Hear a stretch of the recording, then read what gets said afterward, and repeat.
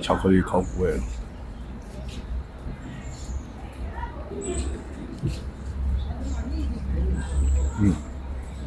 推荐，味道也不错。他们说是可以手机拍摄，然后就是不能用闪光灯。那我就是尽量就不带相机了。对，之前我早就来了，但是刚好碰到11假期，实在是太堵了，进不来。所以这是一个馆内的路线图。我们现在在这边，这说明了它的时代。这是古巴比伦、三星堆遗址一期文化，这边是成都平原、印度、西亚、埃及，然后顺着这样走上去。2期，这些我都不太了解，大概就只知道这几个：希腊王朝、波斯王朝，还是近代的。真的比较好奇是那个铜器，铸出来的铜器。这挺可爱的，感觉好像是现代艺术作品。所以这 tripod 公元前1000到1200年。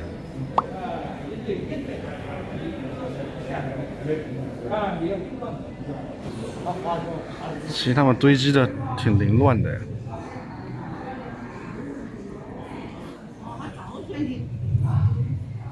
把它掩埋的挺凌乱的。他们说从那个泥土的成分里面看以前过去的植物，说成都以前很有可能是有本土大象的。然后这些日章、日环、什么日凿的，好像是给那个以前礼仪的用器，一般就是给神灵的祭品之类的。也大好多哦，就像缸一样，看有多大。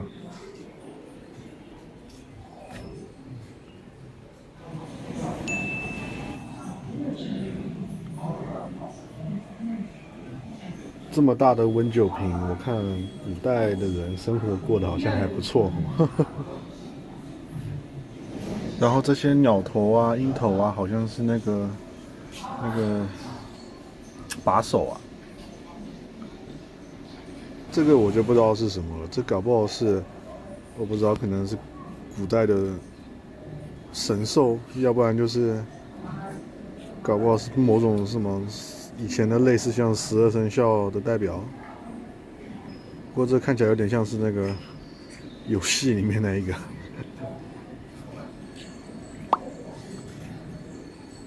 真的不知道这什么东西。日我就不拍太多了，因为我主要来拍三星堆的那个铜的。大家可能觉得那个手应该是拿象牙的，可是实际上它那个2个手的那个角度，象牙如果要穿过去，其实是穿不过去的，没有办法像图片那样子。不过这种历史难题，其实找我布点解决就可以了，其实很容易的。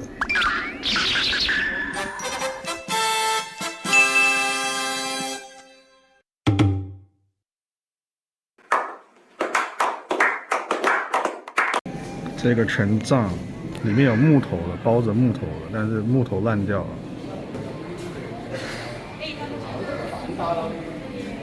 这一个是摇钱树，当然你就可以看出来，古代的人对金钱也是有向往的。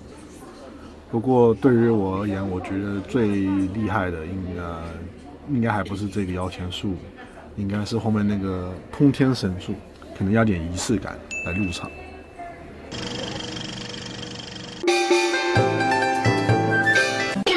不对，也不对，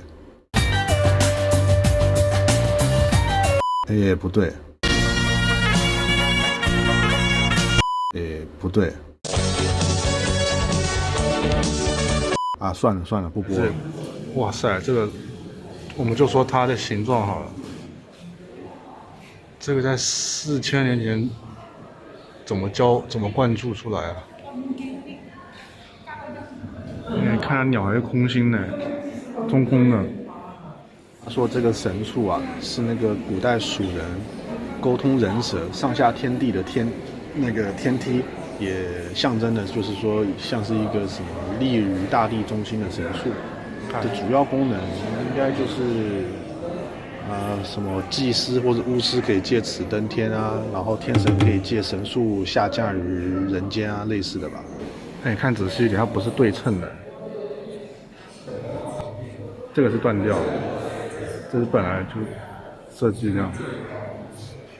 刚刚那是1号馆，这还有一个2号馆。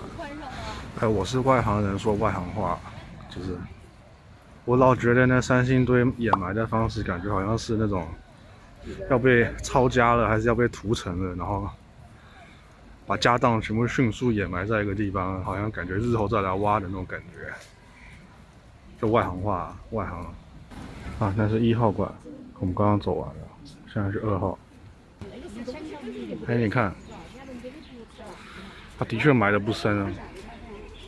看那个人，继续说我刚刚那个外行人的话，就是说，第一个他埋的很凌乱嘛，这是我自己的感觉。第二个是，他埋的很浅，你知道吧？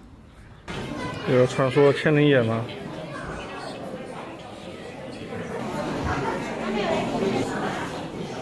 青铜大鸟头。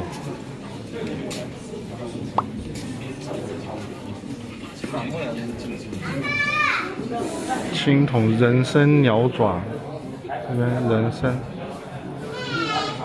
鸟爪啊，这就是代表作。不过我估计这个可以在淘宝买得到，不久，搞不好已经在卖了。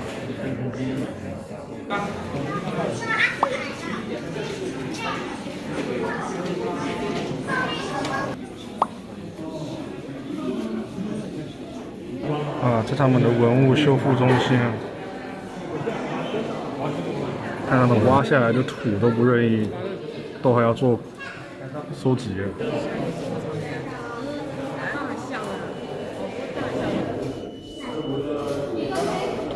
这么老的东西，你直接擦它，估计就粉掉了。